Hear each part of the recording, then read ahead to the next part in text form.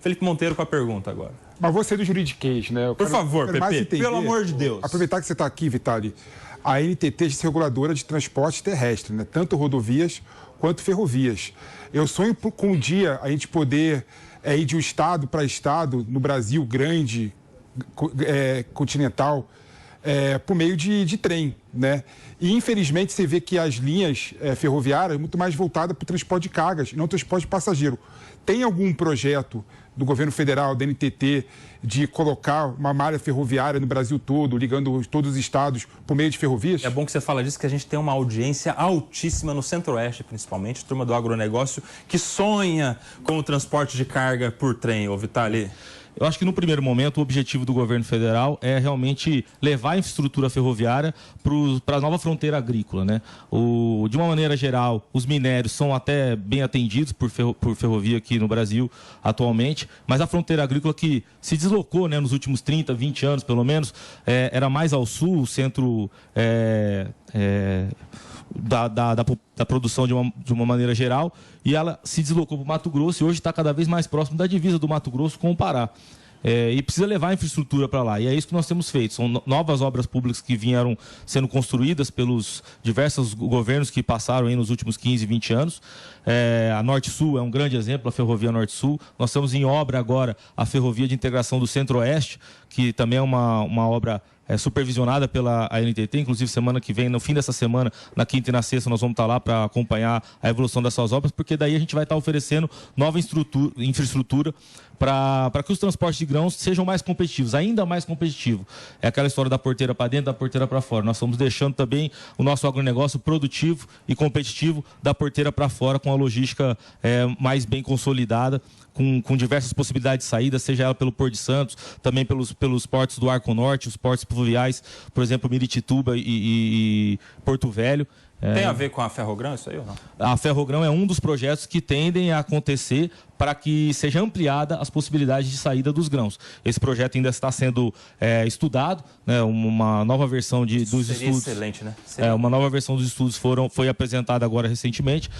Nós vamos continuar fazendo aquele trabalho de estruturação de projeto para que a gente deixe isso o mais viável possível para o investidor, mas sem perder de vista o valor do frete que vai ser cobrado para que o preço da commodity seja competitivo de fato internacionalmente.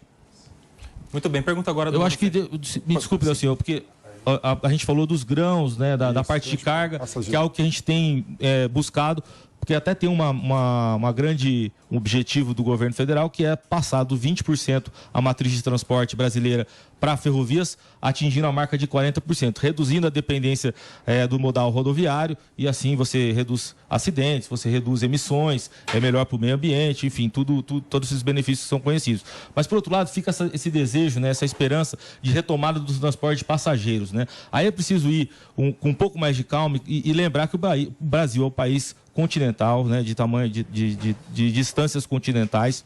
A população, ela não é tão concentrada e tão populosa como é o caso de uma Europa ou de uma China. Então você tem uma certa dificuldade de ter viabilidade nessas linhas de passageiros.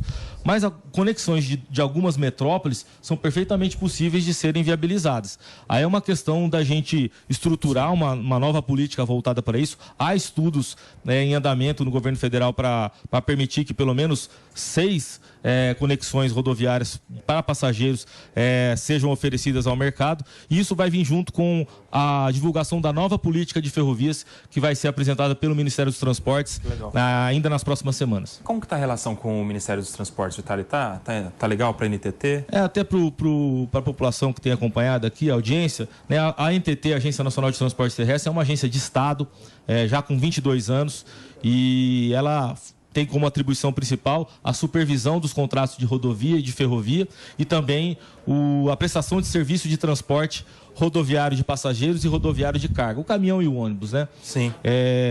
E por ser uma instituição de Estado, ela perpetua além da mudança das eleições quando acontece. Por exemplo, eu tô como diretor-geral da NTT, comecei nos últimos 2 anos do governo Bolsonaro e vou ficar por mais 2 anos aqui no governo Lula. E a relação da NTT junto com o Ministério dos Transportes, antigamente até outro dia era o Ministério da Infraestrutura, ela tenha sido a melhor possível. Por quê? Porque o governo e principalmente o ministro Tarcísio anteriormente e agora o ministro Renan Filho, entendem o papel da NTT, compreendem qual é o papel da agência reguladora e sabem que nós somos um braço executor das políticas que ele coloca. E nós, na NTT, temos total consciência que não somos o formulador de política pública, mas sim o executor da política pública que faz valer aqueles que são os objetivos estratégicos do governo e, ao mesmo tempo, subsidiando com informações para que novas políticas ou aprimoramento da política atual possa ser feito. É um trabalho técnico, né? Exemplo do que nós fazemos com segurança viária, com as questões de resiliência climática e muitas outras coisas que a gente pode conversar aqui um pouquinho.